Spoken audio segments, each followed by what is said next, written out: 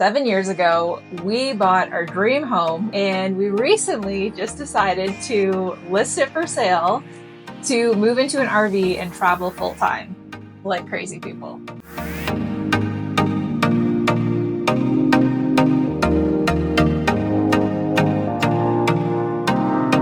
Yeah, that's what at least our friends and family are thinking. Really excited about it. I can't believe it's been 7 years that we bought this dream home. We thought that this was going to be the forever home. Our mindset back then was completely different than what it is now.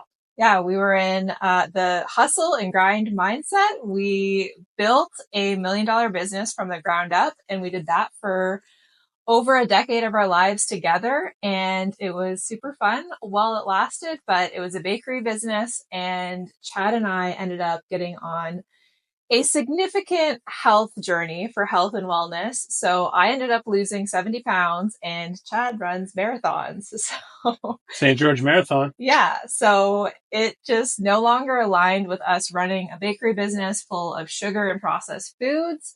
So we decided to close our bakery business down. And now, a year and a half after that, we are on a new adventure to sell our house and move into an RV.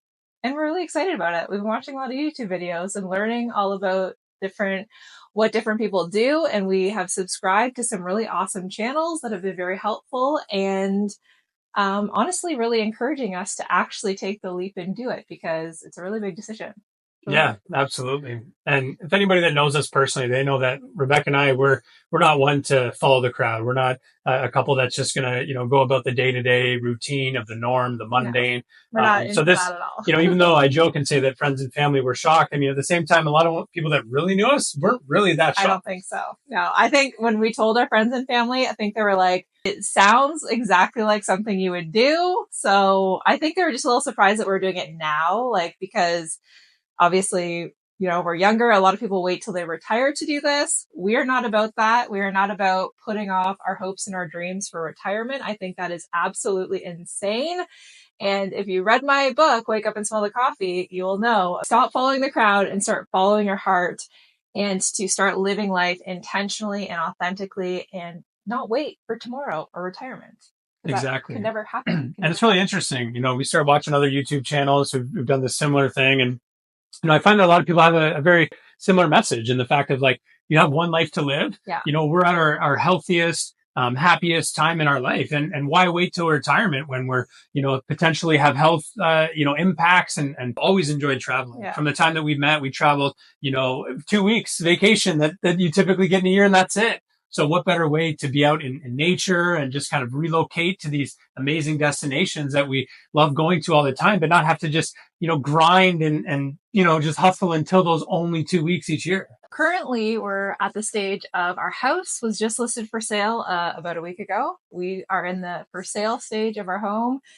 And that means that we are purging and going through all of our belongings and our possessions and having to get rid of them. I mean, that started well before a week ago. I mean, this has been the last month and a half. We've just been purging, selling things on Marketplace, getting rid of anything and everything under the sun. And it's funny, a few years ago, we started kind of this minimalistic lifestyle where we stopped buying things. We really were intentional about not purchasing anything that didn't add value to our lives. And it's crazy to think that, a couple of years later, even after doing that lifestyle, we're going through all these things. Like, oh my God, we have so much junk still, even though we've stopped doing this. My God, imagine we didn't intervene in 2 years. It would be like double the amount. It's actually insane. We actually rented a bin when we were getting our house ready to list for sale because we wanted to declutter and make it look really pretty, obviously.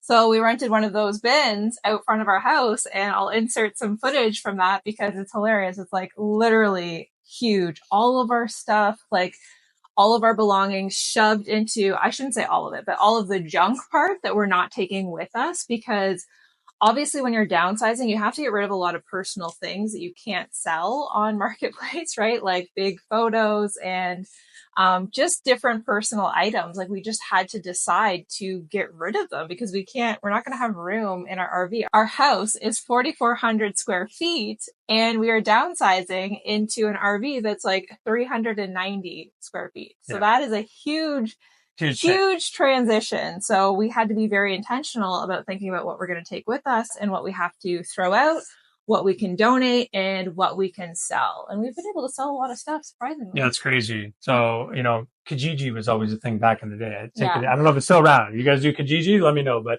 kind of like Craigslist in the States. Yeah, so this is Craigslist in the States, I guess, eBay, whatever. So, I guess we should also say we're Canadian. Yeah, we're Canadian too. So, maybe we can put that in. That's the hardest part, is parting ways with things that are actually important to you and of value to you, just knowing that you're not going to have the space to bring it with you in the RV. And so that part's been a little bit challenging for me personally. Like, I have a huge walk-in closet. Like, it is pretty big, and it's filled with clothing and hats and shoes and all of the things. Chad has a little tiny spot in the closet, so he's going to have no problem transitioning I'll survive to the RV lifestyle. But for me, that part is going to be really hard to condense that. I already probably purged about half of my closet, I would say. Very impressive. Yeah, it was pretty, it was hard to do because I'm like, oh, one day I'll wear this, or, for Halloween, I want that.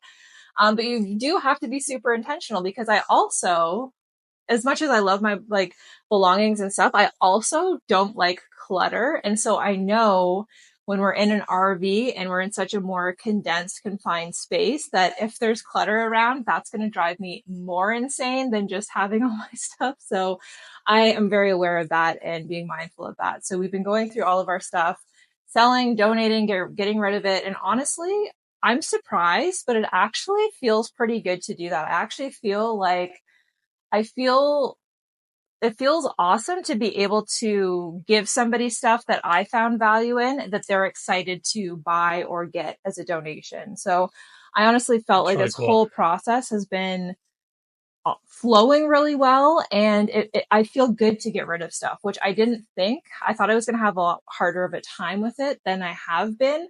Now, that being said, when push comes to shove and I actually have to get rid of even more stuff, because I guarantee you what's going to happen is I'm going to get to the RV and try to pack all of the stuff that I think is going to fit and be of value. And I'm probably going to have to cut it in half again. I'm very mindful of this, but I think that's part of the process. And, it is a whole process thing, right? So I'm kind of keeping some things that I'm like, I really want to keep this, but I know when push comes to shove, and if I have to get rid of it, I'll be fine. The idea of the lifestyle overrides all of these material things, which is kind of crazy to think, because Chad and I spent the last decade hustling and grinding and building our $1 million bakery business from the ground up. And so we had a very materialistic mindset, and it was very stereotypical of the Western culture of, this is the roadmap to success. I always like to use the term like we were living the American dream, even though we're crazy Canadians, but that's what people say. They say they're living the American dream. So I just go with that, because when you say I'm living the Canadian dream, it just kind of falls flat. It's like not as exciting as the American dream. It's not as exciting. Yeah. That's where we're at right now. So we're in the for sale stage. So we've had showings, and so we have to keep our home very clean and pretty looking.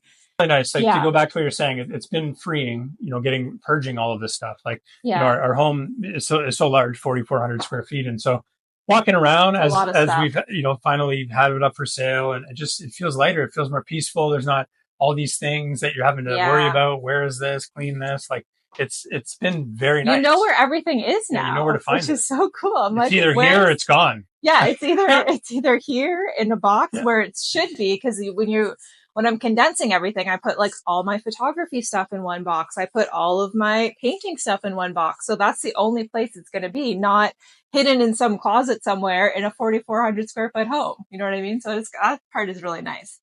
And I think I'm really going to enjoy that part of the RV life, because you're kind of forced to make everything really organized and, in compartments and stuff, because that's all the space that you have. So you have to make use of it.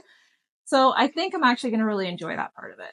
Have you had any hard time letting go of anything? No, you got rid of a lot of jerseys, like Habs, like Montreal Canadian hockey team. Yeah, Montreal Canadiens fan. I'm still a fan, even though I don't have the jersey no more. But just stuff like that. I mean, there's clothes that you're like, oh, I don't really wear this. I mean, unless I'm going to a game or something. Yeah.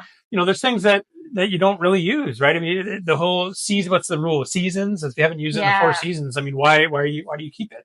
And we had so many items like that. But I love what you said earlier about, one man's junk is another man's treasure, or woman. So true. And so it's really cool. Like a lot of these things that like I said earlier, that I thought nobody would want, that people do want. Yeah, it's so cool how people are so excited to, get the things that you've just had and taken for granted and had like lying in your closet for decades, right? You didn't care about, you didn't cherish. Yeah, cool. I just didn't care. Exactly. So I think like the whole process has been such a cool experience and a emotional journey as well, because we had to get rid of a lot of like big photos that we had in our house, like big wedding photos that we're not going to be able to fit in an RV, right? But it's like you have them on digital, you have them on your phone. It's not like you're never going to look at them ever again. It's just about being intentional and looking at what trading that kind of lifestyle is going to offer you. Like for us, we love to travel. We've traveled our entire relationship together.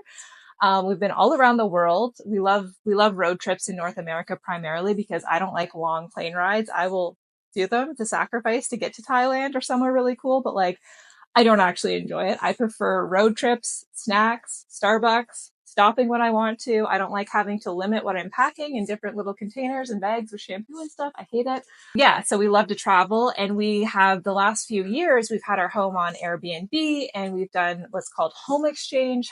Highly recommend if you are still committed to living in your regular home. If you love to travel, it's a really great way to have your accommodations expenses paid for through Airbnb or home exchange, trading homes with people around the world. So we did this. So, one of the main questions that we got asked often or things that people propose to us, family and friends, are like, well, why don't you try it, for a summer part-time, see if you like it. So we actually rented an RV on outdoorsy.com, an app. It's like fun. Airbnb, but for RVs, if you haven't heard of it. And so we rented that. We drove all the way across the east coast of Canada to PEI. And we had a beautiful time. We boondocked. We parked in areas that, were just off grid, and we just slept wherever. And we did it for a week, and it was so much fun.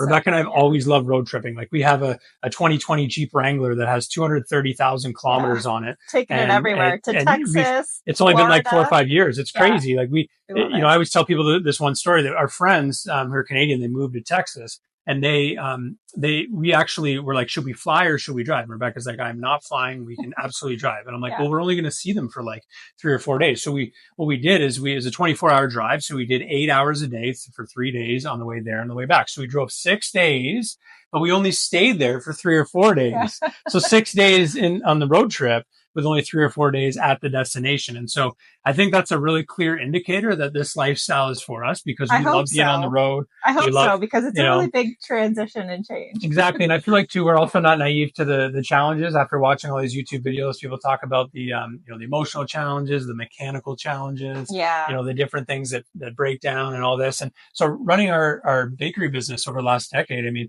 I consider myself a masterful problem solver, a pro problem solver. So, I was dealing with fires all the time, whether it was employees calling in sick or leaving, or I know that business owners can all relate to product from vendors. I mean, there's all these issues that come unexpectedly. So, we had to deal with this all the time. I feel like we've earned our stripes in that sense. I'm not hoping that is as challenging as it was in business, but I'm just saying that, I feel like we're adapted to that.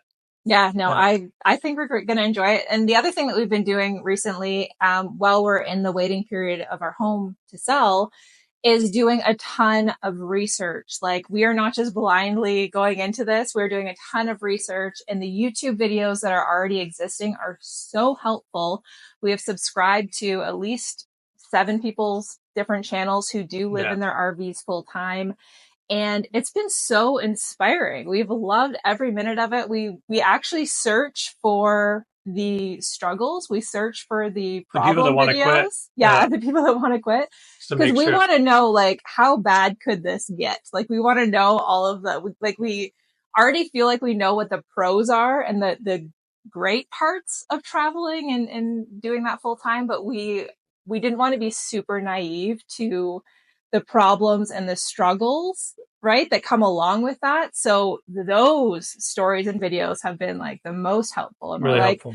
Backing up the rig, apparently that's a huge fighting contention amongst couples. So I don't know if we're going to just argue as we do it, maybe get the walkie talkies like I've seen some people do it. Maybe that helps with the lines of communication. We'll see how it goes. We'll see what works best for us. I don't know. I mean, there was a time where he backed in my beloved Jeep into a hydro pole, and we had to replace the light. Yeah. So, I mean, if that's any indication that I might struggle with backing in, it might be. I feel like the rig might be a bit bigger than just a Jeep Wrangler. Just a little bit. Especially the one that we want to get is like probably the biggest one you can get. I think it's like 45 foot or something.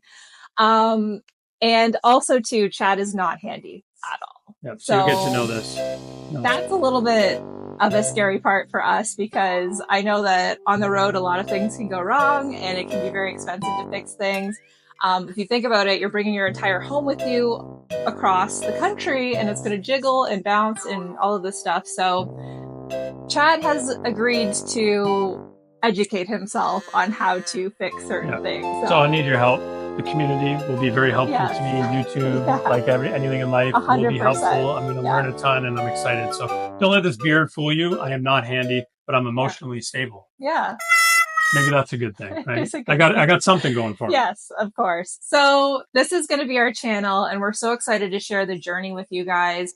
On our channel, we're going to be talking about living intentionally, living authentically, which is the whole premise of my recent book that's out called Wake Up and Smell the Coffee. It's all about the mindset of this journey, which is kind of funny because when I wrote this book last year, I didn't have this idea to live in an RV full time, but this book actually aligns with the mentality and the way that you have to look at things and look at life in order to pursue this lifestyle. So we both kind of thought that was funny because this book is like the whole mindset of not following the crowd, not just going with what society tells you to do, creating your own blueprint for your own life, not waiting until retirement to chase your hopes and your dreams, and just really living truly, truly to who you are intentionally and authentically. So that's what my book is about. And now we're going to take everything that I put in that book and put it into practice in the real world. And we're just going to be on the road full time and see how it goes. We're super excited to have you guys along on our YouTube channel journey. We've been hosting a podcast for the last 3 or 4 years. Anyways, it's over 100 episodes already, and we're on season 6 right now. And so we love communicating. We love talking. We love creating a community. So we're really excited to bring some of that knowledge and expertise to a YouTube channel. One thing we want to ask from you guys is to leave us a comment in the comments below of what are we missing about this lifestyle, okay? We are total newbies to this. Like Chad said, we rented an RV one time. It was only for like 10 days or so. So we are so new to this. Tell us what we are being naive to, what parts we are going to love about it, and anything else that we need to know, because we really need some help. The good, bad, and the ugly. Yeah, the good, bad, and the ugly. Let us know in the comments below. This YouTube channel is going to be all about sharing our journey, sharing our travel, some of our favorite places, which are going to be places we've already been to because we've already traveled a lot. So on the top of our list is going to be Colorado, Arizona, and Utah. Those are the 3 of our favorite places. Absolutely. And in Canada, it's going to be BC and Alberta for sure. So 100%. Mountains, the whole debate, are you a mountain guy or a beach guy? I'm absolutely a mountain guy.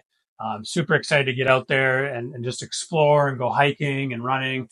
For me, I'm a big marathon runner. Altitude. Training in altitude in Colorado will be a lot of fun.